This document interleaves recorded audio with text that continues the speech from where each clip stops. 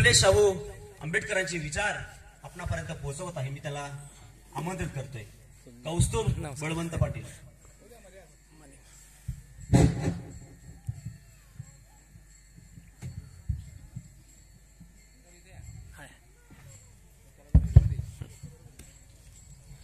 सह्याद्रीच्या छाताडातून नाद भवानी गाजे, कायदात राहती आमच्या रक्तात वाहती राजे. तुफान गरजतो आग ओकतो वाघ मराठी माझा, सन्मान राखतो चाल जोखतो तुफान मातीचा राजा.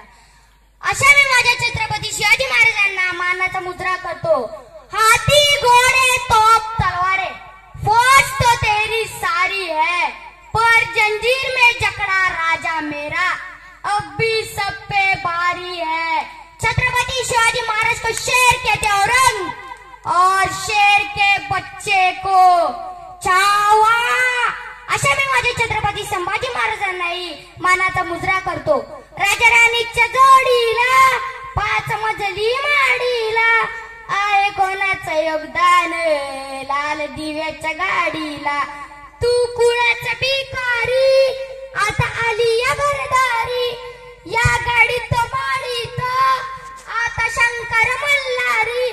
पंचपक्वान खाणारा कधी तोंडात जय भीम, तुला मुबाच नव्हती रा कुठं मंदिर चावडीला. आहे कोणाचं योगदान, लाल दिव्याच्या गाडीला. राजा राणीच्या जोडीला 5 मजली माडीला आहे कोणाचं योगदान, लाल दिव्याच्या गाडीला.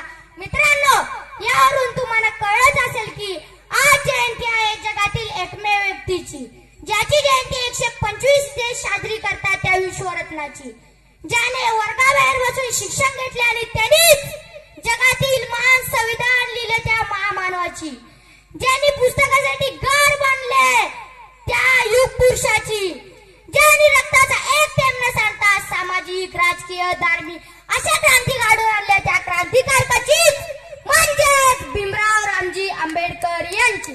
2च राजे इथे गाजले कोकण पुण्यभूमीवर, एक त्या रायगडावर एक चवदार तळ्यावर, एक त्या रायगडावर एक चवदार तळ्यावर. मी कौस्तुभ राजे बळवंत पाटील या दोन्ही राजांना कोटी कोटी प्रणाम करतो. शिवरायांनी शिकविला तलवारीचा गाव आहे, महात्मा फुलेंनी दिला ज्ञानाचा प्रभाव आहे, शाह महाराजांनी सांगितलं आखाड्यातला डाव आहे, माझ्या भीमरावांनी रुजवला प्रेम बंधू भाव आहे.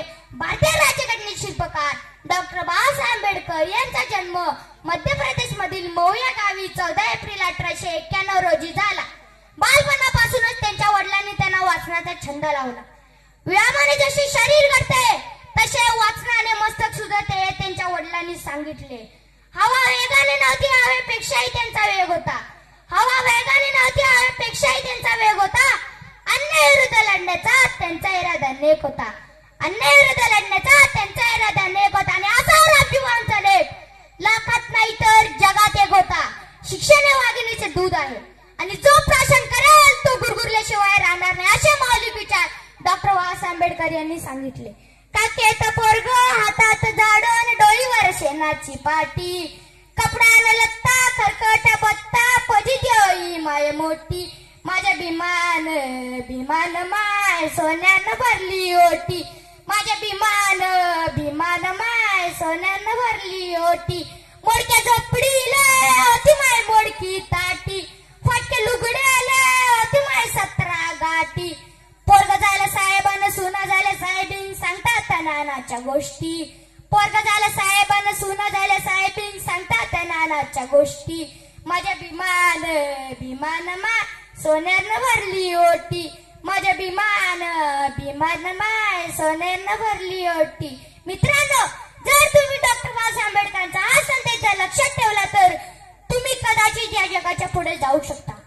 नाचून मोठं होऊ नका तर वाचून मोठं व्हा, नाचून मोठं होऊ नका तर वाचून मोठं व्हा. माझा जय जयकार करण्यापेक्षा तुमच्या अपूर्ण राहिलेलं काम प्रामाणिकपणे पूर्ण करा. माझा जय जयकार करण्यापेक्षा तुमच्या अपूर्ण राहिलेलं काम प्रामाणिकपणे पूर्ण करा. जर तुमच्याकडे 2 नाणे असतील तर एका नाण्याची भाकर घ्या आणि दुसऱ्या नाण्याचे पुस्तक घ्या. भाकर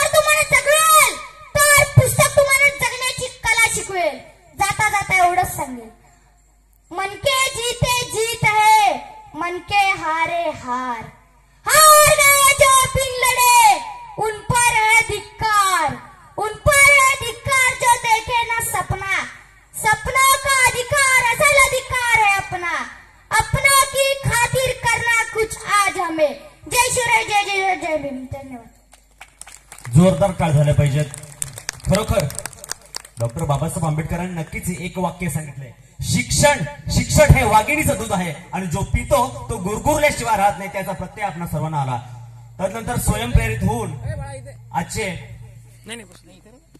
व्याख्याते फुले शाहू आंबेडकर विचारांच्या अभ्यासक